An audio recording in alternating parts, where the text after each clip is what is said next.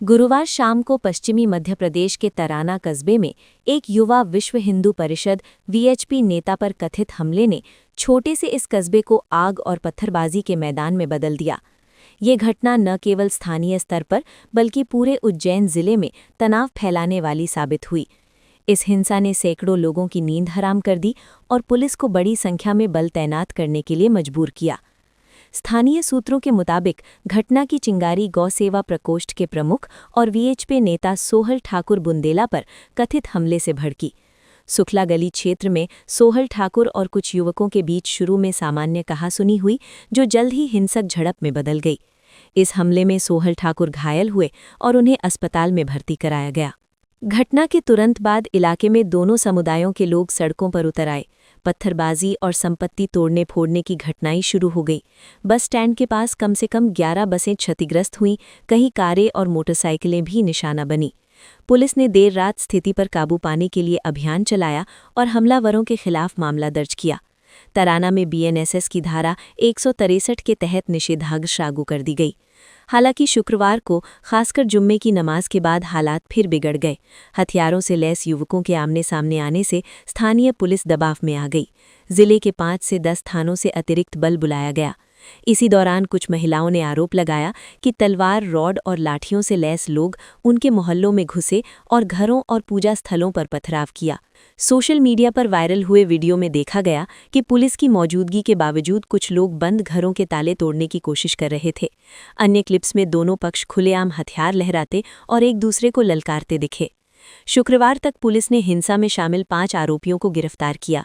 इसके बाद घायल वीएचपी नेता के समर्थकों ने थाने के बाहर प्रदर्शन किया, आरोपियों को सार्वजनिक रूप से घुमाने और उनके मकानों को गिराने की मांग उठाई। पुलिस अधीक्षक उज्जैन प्रदीप शर्मा ने बताया, अब तक 15 से 20 लोगों को हिरासत में लिया गया है। सीसीटीवी फुटेज और वीडियो खंगाले जा रहे हैं। दंगे में शामिल किसी को बख्शा नहीं जाएगा। स्थानीय रिपोर्टों के मुताबिक हिंसा में कम से कम 13 बसें, 13 कारें और 4 से 6 घर बुरी तरह क्षतिग्रस्त हुए। एक बस को आग के हवाले कर दिया गया। दावोस से लौटने के बाद मुख्यमंत्री डॉक्टर मोहन यादव ने घटना पर कड़ी प्रतिक्रिया दी। उन्होंने कहा, हिंसा में शामिल किसी भी व्यक्ति को नहीं छोड़ा जाएगा, दोषियों पर सख्त कार्यवाही की जाएगी। तराना के शहर काजी सफीउल्लाह और स्थानीय कांग्रेस विधायक महेश परमार ने जनता से शांति बनाए रखने की अपील की। उनका कहना था कि तराना का कोई बड़ा सांप्रदायिक हिंसा का इतिहास नहीं रहा। उन्होंने कहा कि गुरुवार की आपराधिक घटना के दोषियों को कानून के तहत सजा मिलनी चाहिए, लेकिन निर्दोष नागरिकों को निशाना नहीं बनाया जाना चाहिए।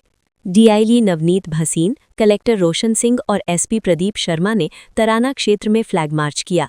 अधिकारियों ने संवेदनशील इलाकों का भ्रमण किया और लोगों से शांति बनाए रखने का आग्रह किया।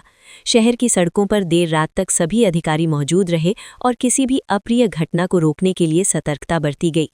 स्थानीय सामाजिक कार्यकर्ताओं और सुरक्षा विशेषज्ञों का कहना है कि ऐसी हिंसा की जड़ अक्सर छोटी सी आपसी टकराहट होती है, जो सोशल मीडिया और अफवाहों के फैलने से बड़े दंगे का रूप ले लेती है।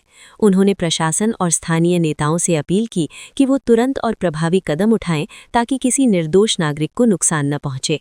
तराना के नागरिक भयभीत और परेशान हैं। दुकानदारों ने कहा कि उनकी दुकानें और वाहन क्षतिग्रस्त हो गए हैं और उन्हें नुकसान की भरपाई की उम्मीद नहीं है। युवा और महिलाएं दोनों ही सुरक्षा की चिंता कर रहे हैं।